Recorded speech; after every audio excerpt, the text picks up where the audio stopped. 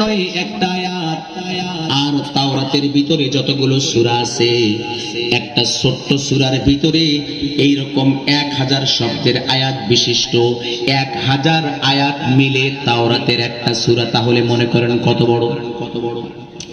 তিনি আরো বলতেছেন এই যে 1000 আয়াতে একটা মাত্র সূরা, আর এরকম একটা দুইটা সূরা দিয়ে আল্লাহ পাক তাওরাত নাজিল করেন নাই, বরং আল্লাহ রাব্বুল আলামিন তাওরাতের ভিতরে এরকম 1000 আয়াতের যেই একটা সূরা, এরকম একটা দুইটা নয় বরং 1000 সূরার সমষ্টি করেছেন আল্লাহ পাকের পক্ষ থেকে ওই প্রেরিত তাওরাত। জোরে বলেন সুবহানাল্লাহ। কত বড় বিশাল কিতাব আল্লাহ পাক সেই সময়ের মানুষদের জন্য, মানুষদের হিদায়াতের জন্য আল্লাহ পাক নাজিল করেছেন। আর আমরা যেটা পাইছি, আয়াত সংখ্যা কত? মানে সূরা সংখ্যা কত?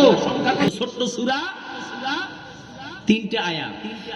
আর একটা আয়াত কি ভাই? একটা আয়াত একটা অক্ষর।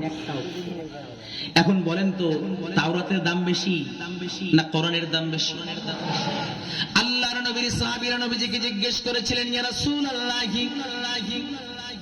এই যে এত বড় একখানা তাওরাত আল্লাহ পাক নাজিল করলেন 1000 সূরা, যার ভিতরে বিদ্যমান প্রত্যেকটা সূরার ভিতরে 1000 আয়াত বিদ্যমান, আর প্রত্যেকটা আয়াতের ভিতরে 1000 শব্দ বিদ্যমান, এত বড় একখানা কিতাব তাওরাত আল্লাহ রাব্বুল আলামিন নাজিল করলেন।